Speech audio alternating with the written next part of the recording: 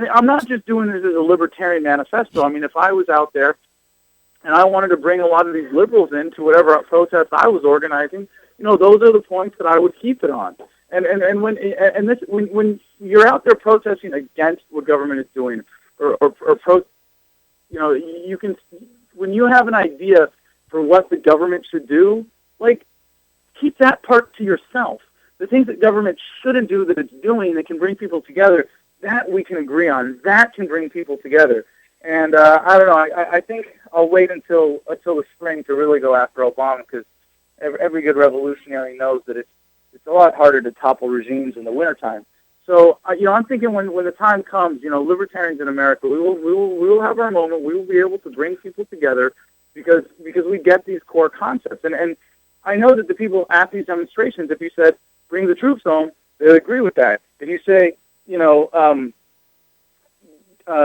and the corporate bailouts and the corporate advantages and the corporatism, and talk about those policies, then absolutely, they'll agree with that. They'll be on board with that. But those have to be, those can't take the form of government do this, end corporatism by creating more regulations, because no one is going to agree on what those positive actions, and by positive I don't mean good, beneficial. I mean positive as in positive as opposed to neutral or to stop doing, but actually taking action. No one's going to agree on the details of that, but if you say government don't do this, you're doing this wrong, and leave it at that, that's keeping ideology out of it. That's actually getting to things that can bring people together. And I think that's what we're going to see in the spring. We're going to start seeing protests around that. We're going to start seeing demands to impeach Obama, because it's starting to get to that point. Well, I'm for taking advantage of crowds. They want to give me a big giant crowd to somebody that's semi-politically oriented that knows that there's an issue to even have a side on. I'm all over infecting them, because it's all about the injection of the freedom infection into their bone marrow. And once you do that, and you've just planted the seed, it's all over. So I always say yes. Yep, yes. I think we should, yes. Go knock yourself out. And positive, good activities get done. If it works out, it'll continue. If not, now the wintertime may be, slow you up there in Washington, D.C., but that's when we get busy here in Phoenix. Yeah, no. Yeah, we're just now getting into under 100-degree weather, man. We're like, ooh, it's time for us to go get busy. Prime time. Yeah, no, we keep it going until spring, till y'all come online again. So we're my Southwest is New Mexico, and in New Mexico it's a little bit different, and we still have winters there. Yeah, no, up in the mountains, Santa Fe, it's kind of burr chilly, but here in Phoenix, Southern California, maybe Florida, and so on, time to get busy. So we have a whole lot of stuff that's coming up here in just a little bit, and now we got your artwork all done and set up and ready, and they're starting to do printing today of the new QR codes that are going to be distributed in Tempe and Arizona State University and all. We're going to make a big, giant woohoo there. We got Rock the Revolution. Zach Carter's working on that. They're going to be here the 3rd of November, so we got that to play with. We have the Gary Johnson is coming the last Saturday of the month here for a fundraiser and the Levolution. Show him some love, and anybody that's anti-drug war, anti-war, we're going to show them some love and encouragement there. Then we have Libertopia is going on in San Diego the weekend of the 23rd, so we'll be like 4 days out there, having a good time, rock and roll and whatnot. So we're hoping to have all of the distribution of the QR stickers that are going to go on everything, and it'd be a lot of different organizations that we're working with on that. And we're going to make sure that they're on every bus stop, every school bus stop, every high school, stadiums, sporting events, parking meters, public restrooms. You're sitting there filling up your car and you got nothing else to do, and you see a gallon gasoline. Guess what? I'd be clicking with my smartphone. So this is going to be, and then the next one that's going to come right after this is going to be our silver Craigslist, everything for silver. I want to trade silver, got silver, I need silver. And we're going to do this, and that'll be a Levolutionary, go to the planet. Everybody can put up one thing on Craigslist for, a silver dime or an ounce of silver or something, because we're just going to make it you want to know how it's done? This is how you do it. You just do it. So we're going to have fun with that. So this is all the kind of things that not only we can do in the Southwest where it's warm, which is nice going out when it's not so cold and or hot, but also that it's something that anybody can do from anywhere. That's what, the Levolution loves something they can do from their keyboard. So this is going to be. We're going to continue having a lot of fun. Now you're coming online with Adam versus the Man again. I mean, you're in the formulating, getting ready, starting to do daily broadcasting kind of stuff. Tell us about I'm that. Close. I'm so close. I've been really careful about formulating the new show as an independent web show just for the YouTube channel. 10 minutes a day. What you need to know is going on in the world today.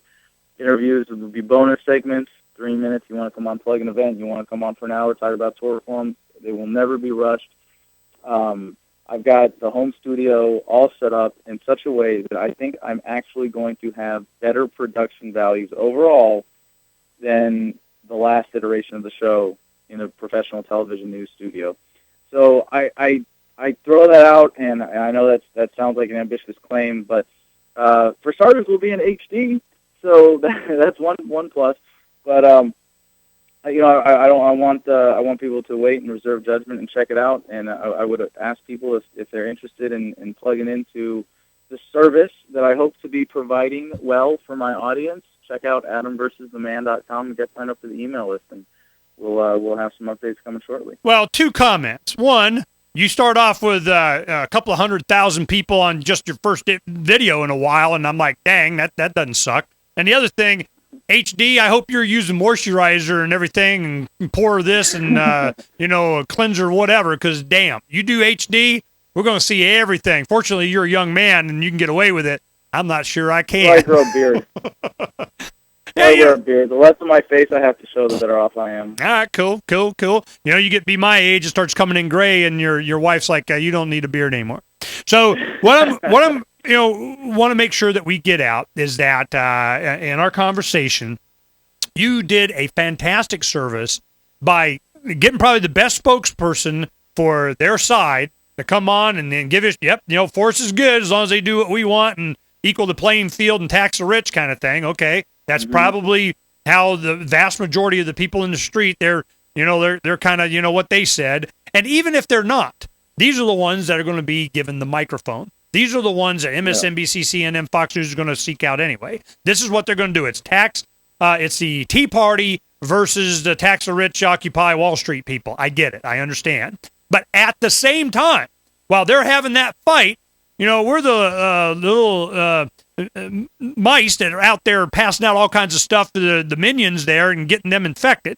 So, there's a role for us, and we don't have to do all the work. We can just sit there and pat them on the back. You just keep getting me crowds. That's very nice of y'all. Do that for me. So thanks for bringing all the ready to be educated people into one place. Right. That's exactly what you just did. Yeah. Adam. That's exactly what you just did. So I'm going, and we can all have a part in this, but I'm telling you, the big thing is that we're saving these people from themselves.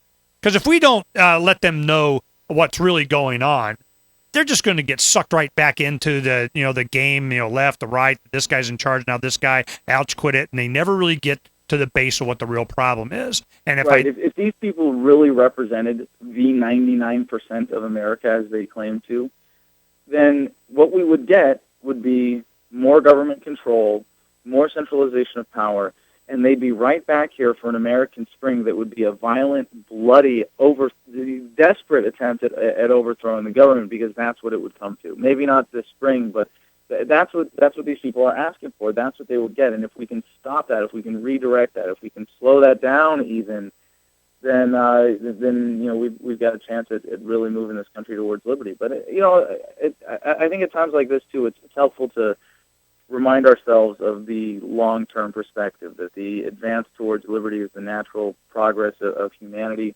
that we are developing, we are crawling towards, it seems at times, just crawling towards a voluntary society. That is the inevitable course of human history, and all of these setbacks and challenges are really bumps along the road, and we can only decide for ourselves in the moment what side we're going to be on. Are we going to be on the side of love and truth and justice, or are we going to be on the side of indulgence and deception and exploitation at the hands of government and letting people be controlled by others? And that's what this is all about. And I think it's important to just take a step back and reaffirm that, and not get caught up in what's going on right now and freak out like, oh, this is what's going to define the future of America for the next 20 years, because it's not. Well, we all have a role. Let me give you an example. They're doing the chalk to police thing last Saturday. You know, some of the guys here, they're like, Ernie, man, you know, I mean, you got the phone numbers of, you know, give them the call. They were getting nervous because of the rhetoric that was going on, that Sheriff Joe Arpaio, the toughest sheriff in America, he was, you know, going to go out and meet him head on, and gosh darn it, and everybody gets arrested, and I got my chain gang here, that my forced slave labor that's going to clean up everything, and you don't get to express yourself, and gosh darn it, I'm in charge. Well, I called, I know Sheriff Joe from back in the day. He and I go at it back and forth. I'm no fan, but he knows that we got a cordial relationship because I understand him. He's Joe, you know, I think you're crazy, man. You know, you're just, I mean, damn. Now, what happens is that understanding, we can get along just fine, but he's getting up there in age. I mean, you know, he's in his later 70s or something, but they go, we got to replace him. And he's always worried about some libertarian or me running against him.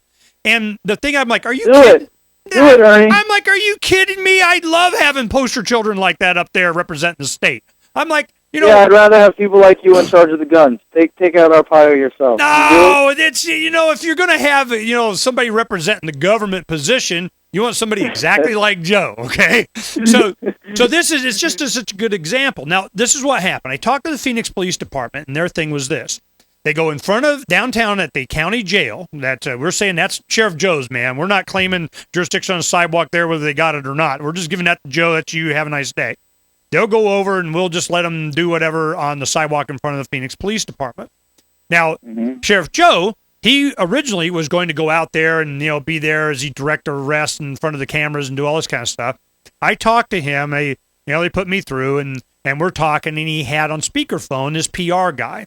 Now, some of the other people were like, yeah, this is not going to go well. You know, I said, look, let me tell you what. I know these guys. They're not violent. They're not, you know, they're going to express themselves. They know what the law is. The law is that on the ground, you can do whatever you want on the sidewalk. Now, our law says if you started going up the wall like they were doing in Manchester and so on, you know, then you start having problems, or Keene or wherever they were doing like that. In Manchester. Pardon me? Like in Manchester, heaven forbid. Yeah, you know, it's well, anyway.